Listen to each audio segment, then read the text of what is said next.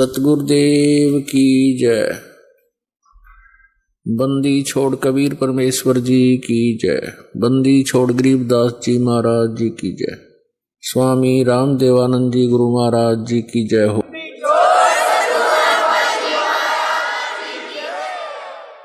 तो जो दुख आपके ऊपर आया, उस दुख के कारण आप यहाँ आए,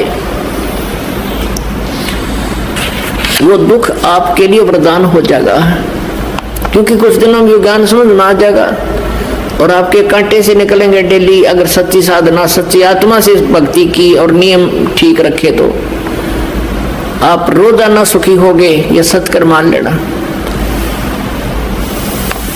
लेकिन हम इस ज्ञान को ठीक से ना समझकर समर्पण नहीं कर पाते भगवान में। हम मन में कोई ना कोई दोष रखते हैं, इस कारण से हम लेट हो जाते हैं। पुण्यात्माओं, पूरे विश्व में आपको इतना तो ज्ञान हो गया कि एक ही प्रभु है जो हमारे संकट को दूर कर सकता है। वही हमारा पाप नाशक है, पूर्ण मोक्षदायक है। प्रारब्ध के पाप कर्म को नाश करके सुखी केवल कबीर परमेश्वर ही कर सकता है।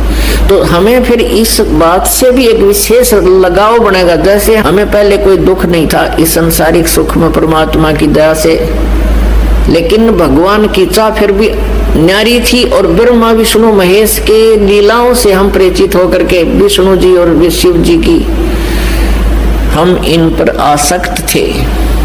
अब हम अपने भगवान कबीर जी की लीलाओं से हम परिचित होंगे तो इनमें भी हमारा एक विशेष प्रेम बन जाएगा। और जब इस आत्मा को ज्ञान हो जाता है तो परमात्मा के प्रति एक विशेष कसक के साथ लगते हैं। परमात्मा से करबद्ध प्रार्थना बार बार हमने करते रहना चाहिए, सिमरण करना चाहिए, भक्ति करे खूब डट के, और जितना दान बने वो दान भी करे। अपने जीवन का मूल उद्देश्य यही बनाओ कि यहाँ से पीछा छूटे एट एनी कॉस्ट, किसी भी कीमत पे।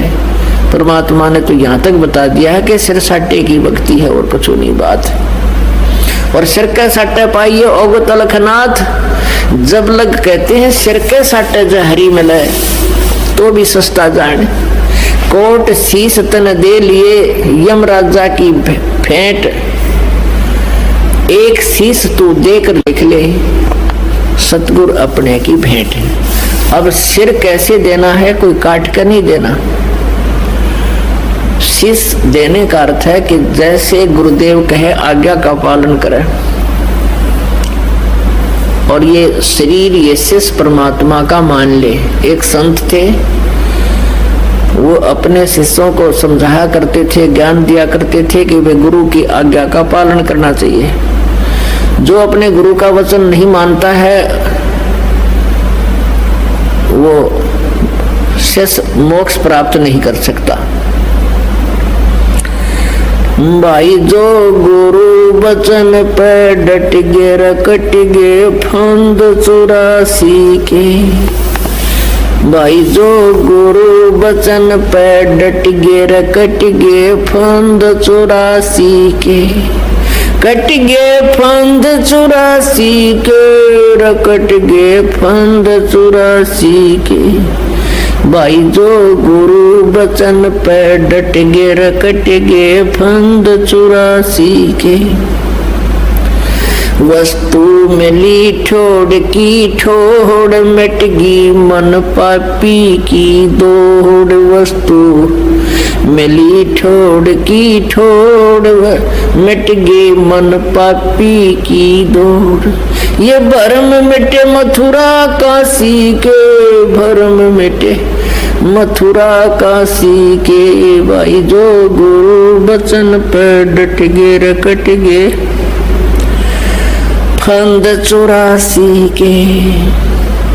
कट गे फंद 84 के, रकट गे फंद 84 के। भाई जो गुरु वचन पे डट गे।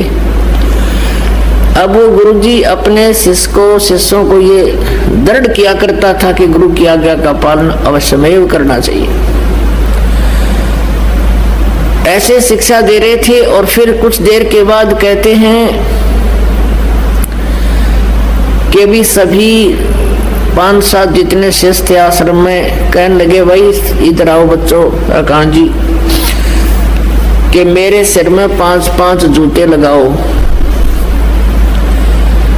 अब अभी तो गुरुजी कह रहे थे कि भाई गुरु के वचन का पालन करना चाहिए, और फिर गुरुजी के बारे में ये भी बताया जाता है कि गुरु इज गॉड।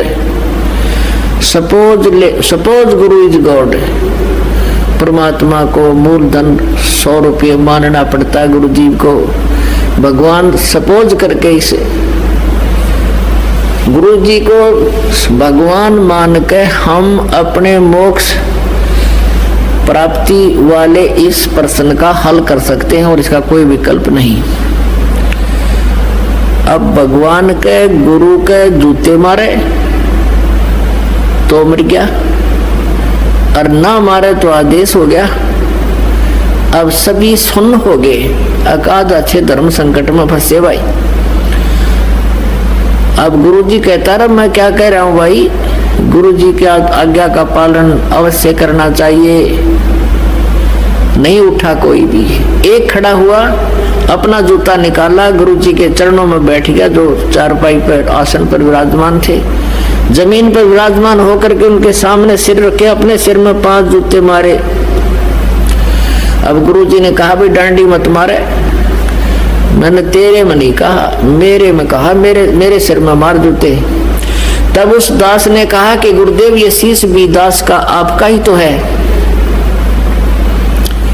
ये शीश आपका ही तो है, आपके शीश में जूते लगा रहा हूं। तो पुण्यात्मा ये देखना चाहते थे कि इसमें विवेक कितना है, इनमें ये कितने समर्पित हैं, ऐसे शीश देना है। सिर सौंप्या गुरुदेव को, सफल हुआ ये शीश, नित्यानंद इस शीश पर आप बसे जगदीश।